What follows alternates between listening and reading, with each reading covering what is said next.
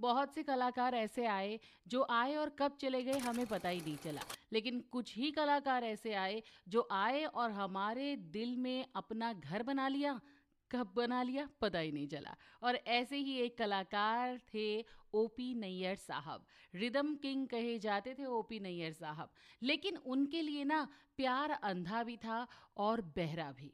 ऐसा क्यों? अगर ये जानना है तो आपको मेरा पूरा पॉडकास्ट बॉलीवुड मेनिया सुनना होगा। मैं हूँ आरजे बीजे बोले तो बबीता जैन और आप मेरे यूट्यूब चैनल आरजे बबीता पर इसे सुन रहे हैं। तो अभी तक मेरा चैनल सब्सक्राइब नहीं किया है तो मेरी जान मेरा चैनल सब्सक्राइब कर लीजिए। और अगर फेसबुक पेज पर सुन रहे हैं तो वो कुछ दिन के बाद सुनेंगे, मेरा पेज फॉलो भी कर लीजिएगा। तो नैयर साहब की कौन सी ऐसी फिल्म है, कौन सा ऐसा संगीत है जो आपको बेहद पसंद है, वो मुझे यहाँ पर ज़रूर ज़रूर बताइएगा। कौन सा गाना आप पसंद करते हैं, ठीक है ना? तो चलिए अब शुरुआत करते हैं ओपी नैयर साहब के बारे में। बहुत सारी बातें करनी है मुझको। भाई ताल के बादशाह कहे जाते हैं ओपी नैयर साहब। और नैयर साहब ने न जाने कितने ही गाने दिए, अपने संगीत का जादू बिखेरा। लेकिन एक बात है, संगीतकार नहीं बनने आए थे वो, संगीतकार से पहले वो हीरो बनने आए थे। लेकिन उनका सिक्का हीरो के रूप में चला नहीं। एक्चुअली में उनको रिजेक्शन मिला और रिजेक्शन मिलने के बाद किसी ने उनको ये सजेस्ट किया कि भाई तुम कुछ और काम करो। तो ओपी नैयर साहब को किसी और काम के बारे में ज़्यादा नॉलेज तो थी नहीं, लेकिन संगीत थोड़ा बहुत जानते थे।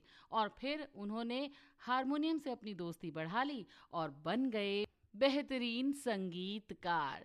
तो भाई अगर ओपी नैयर की फिल्मों की बात करूं तो उन्होंने गुरुदत्त की फिल्मों Aar Paar, Mr and Mrs बचपन, सीआईडी और तुमसा नहीं देखा में उन्होंने काम किया और इसी से उनको सक्सेस मिली। ओपी नैयर अपने समय के पहले ऐसे संगीतकार थे जिन्होंने लता मंगेशकर की आवाज़ इस्तेमाल नहीं की और फिर भी इतना सुरीला संगीत दिया फिल्मों में। गुरुदत्त साहब की फिल्मों के बाद तो उन्होंने कभी यार कभी पार, लागा तीरे नजर, एल्लो में हारी पिया, हुई तेरी जीत रे और बाबूजी धीरे चलना, प्यार में जरा संभलना, ये संगीत दिया। और उसके बाद तो उन्होंने धूम मचा दी, मतलब फिल्म जगत में उनका नाम चल निकला। इसके बाद ना नैयर साहब की मुलाकात हुई आशा भोसले से। वैसे ना आशा ताई को आशा भोसले बनाने वाले नैयर साहब ही थे। उन्होंने आशा भोसले की आवाज़ की रेंज पहचानी और उसका पूरा फ़ायदा उठाया।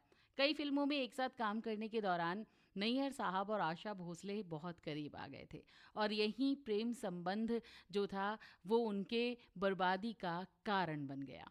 वैसे इस प्रेम संबंध के बारे में संगीत इतिहासकार राजू भारतन ने अपनी किताब a journey down memory lane में लिखा है कि ओपी नैयर साहब और आशा भोसले का ये लव रिलेशनशिप 14 साल तक चला था।